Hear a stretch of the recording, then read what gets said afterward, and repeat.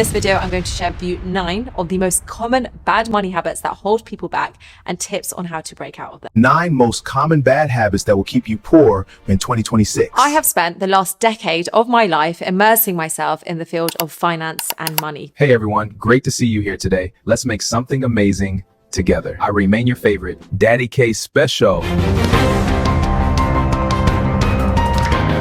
There's always going to be reasons why you can't invest because you don't have time, you don't have enough money, you don't know where to start. But If this helped you in any way, support the channel. Subscribe, like, comment, and share. Thank you. I have spent the last decade of my life immersing myself in the field of finance and money through a degree in finance, a qualification in accounting, and then a career in investment banking. And one of the most life-changing skills I have learned through it all is how to handle my own finances, recognize my bad money habits, and break free from them. So in this video, I'm going to share with you 9 of the most common bad money habits that hold people back and tips on how to break out of them. Number 1, paying yourself last. I first heard of this in the book Rich Dad Poor Dad by Robert Kiyosaki, and it's one of the blueprints in achieving financial freedom. Oh, wow. Robert explains that the way Lovely. people pay their bills can be broken down into 2 types. The first way is the poor people's habit, and that is through paying yourself last. So as soon as your paycheck comes in, you then pay your rent, your phone bill, your subscriptions, you fund your social plans, and then you'll save whatever's left over, if there is even any money left to save. The second method he talks about is the rich people's habit, and they do the complete opposite. They pay themselves first, and that is what you want to do. Take 10% minimum and put that into your savings account the minute you get paid. Treat it like paying a bill. This is so important, and by doing this, you're guaranteeing that that money will be saved and won't just slip through your fingers through spending. 10%. A lot of people are probably thinking, there is no way I can do this. I live paycheck to paycheck. But the surprising thing is when you take that 10% and put it away, your mind will think of ways and structure your spending and structure your finances to last for the whole month, and you won't even realize that you're saving in the background. People don't realize how much they're spending on paying the bills, buying something new, going on that weekend away, and then they save whatever's left, but that is the backwards mentality. The key is to pay yourself first instead of making other people richer by buying their things before you pay yourself. The second bad money habit is getting comfortable with bad debt. It seems that debt these days is actually the norm. People are using debt to buy the smallest of things, to buy presents, to buy clothes.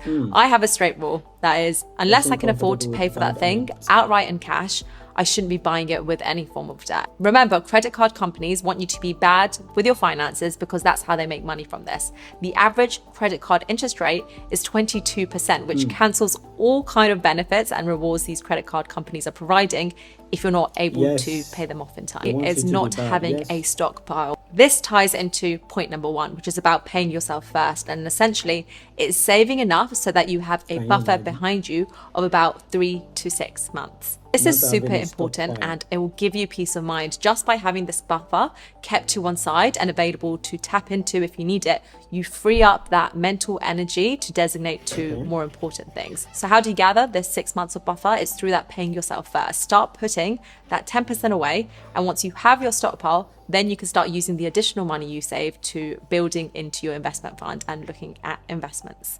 Number 4 is not knowing your income or expenses properly. Until you know what your starting point is, how do you know where you want to be? There's something called lifestyle inflation, and that is your spending will rise as your income rises. The more money you make, the more you spend. And it's a cycle. Make more money, buy a bigger house, buy a nicer car, spend more, make more.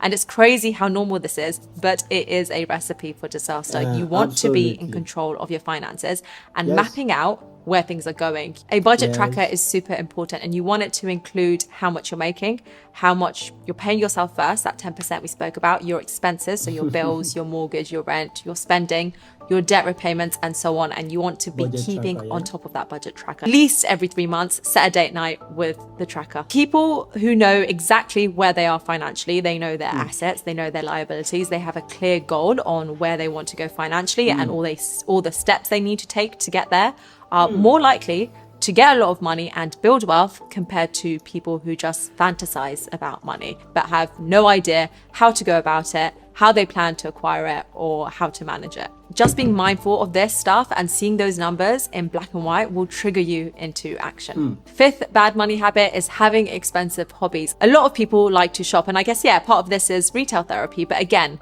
marketing, social media, and these multi-billion pound organizations love to tell us how much we need to spend our money and spend our cash instead of keeping and investing it. Next up, we have focusing purely on saving. If you want to improve your financial position, you can firstly save more of your existing income, or you can make more money and create more income streams. And the ideal combination is a mixture of both. You can't build wealth if you're making more money and spending it all, but you also can't if you're just focusing on the saving side, because there is a cap to how much you can save. Using those cashback sites will only get you so far. So to truly build wealth, you have to think of both sides of the equation, both how you will save a larger percentage of your income, but also how you will make more money. Saving money side has a cap.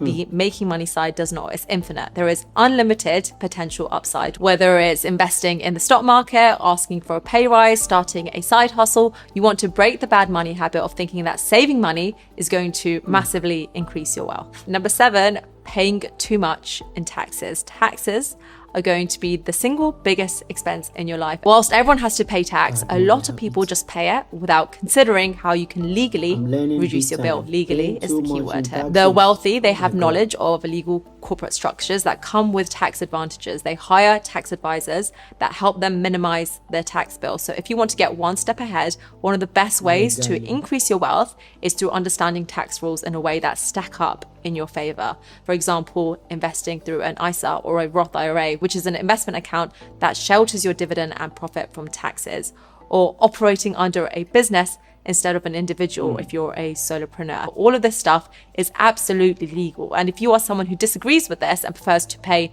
more taxes, regardless of whether or not you can reduce it legally, then it doesn't hurt to understand the tax rules and reduce that tax bill so that you can instead use the money to give back to things that directly align with your values instead of letting someone else decide where that money should be going. If you want me to make a video on tax, I was planning to. I already have a summary on what I want to include, but I have been a bit skeptical about whether to release this. It's a topic that can go either way. So let me know in the comments below if you want to see that. Number 8, waiting too long to invest. When you start having savings, you have that stockpile, that buffer that we spoke about. Then you want to start looking at investing that money so that your money starts working for you, and you want to diversify those investments so you can weather different situations that come around in life. But you want to avoid leaving that money in a bank account, because inflation is a thing, and it means that you're essentially losing money every year. So I have a mixture of safe investments, of riskier investments that I'm willing to lose as well. Start looking at different investment strategies once you've saved up enough. Don't leave any additional money, more than you need to,